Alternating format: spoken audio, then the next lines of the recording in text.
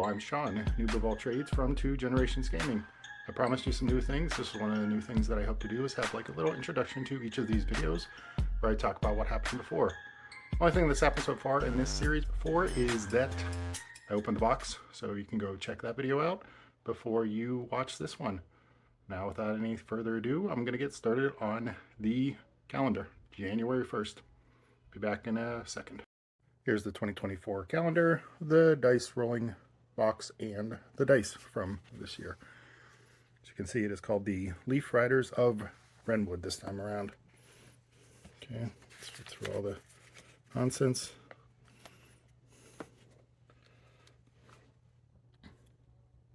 Your adventure begins with Tack Redwood at the Burrow. The back of this page contains the resolution for the next page, January 1st. The previous few pages contains some references for the rules. The complete rules can be found at www.sundialgames.com. Okay. Take that page off. Tack Redwind.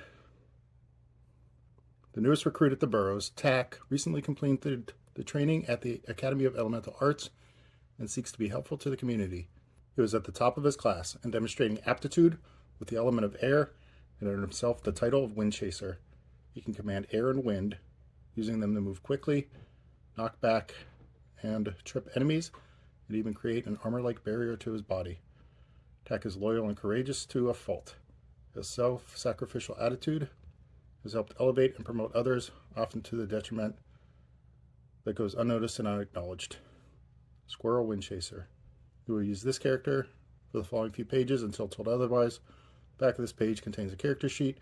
You may also use the Hero Book app or print off a character sheet at sundialgames.com. Okay, let's look at this character sheet here together. There's a lot. Oh, he's an athlete. Gust, Surges, Gale Strike. Armor is 4. Okay, Strength is 0, Dex is 3, Con is 1, Int is -2, Wiz is 0, and Charisma is -2. Okay.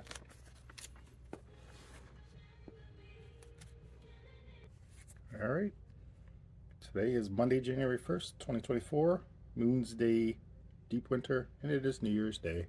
You arrive at the Burrow early for your first day of duty. There's some time to explore and get familiar with the outpost before you must report to Sergeant Furfoot. Explore all the areas of the outpost in any order you desire. Okay. You might hear Taylor Swift in the background because my wife is obsessed with Taylor Swift again. While the Burrow is primarily a military outpost and training ground, several civilian facilities and accommodations exist to create a small town atmosphere.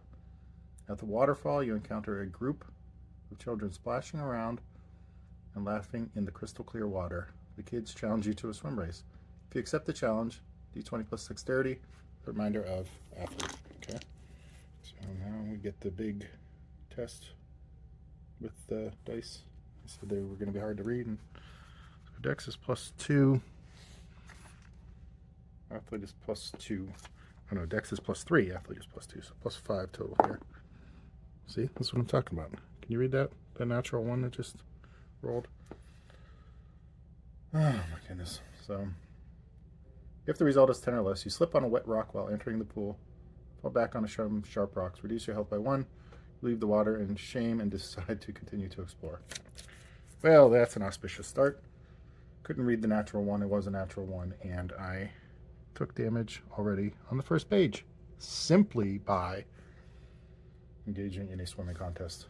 Near a fallen tree, you spot a group of townsfolk and officers working together to harvest wood. If you want to help harvest some lumber for the town, roll D20 plus strength with a reminder of athlete. So strength is +0, but athlete is +2.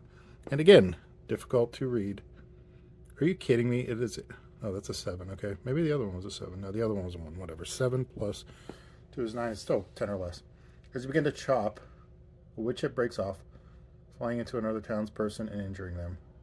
Stop to attend to the person and apologize. They thank you for your intentions, but ask that you be more careful. All right, 2 for 2. Cooking site. Well, here we go. Now we can set ourselves on fire. You find a bustling area at the cooking site filled with delicious aromas. People are busy preparing meals or volunteering to lend a hand. If you'd like to help with cooking meals, roll D20 plus wisdom. So it's a straight roll. Hey, 14, look at that. And we can actually read it.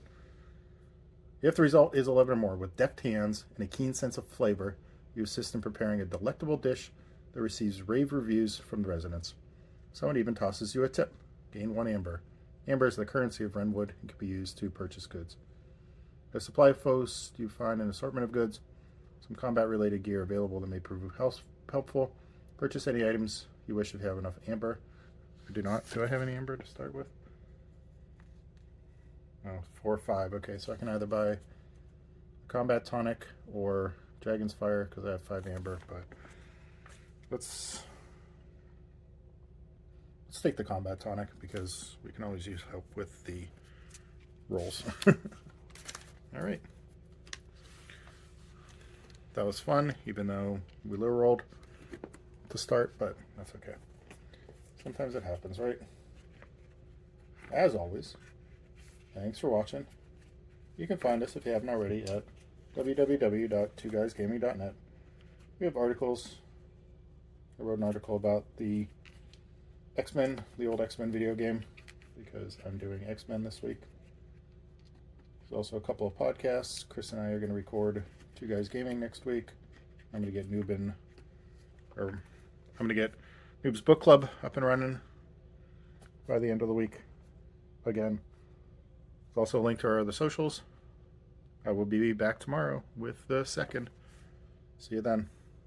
Bye, guys. We are Two Guys Gaming.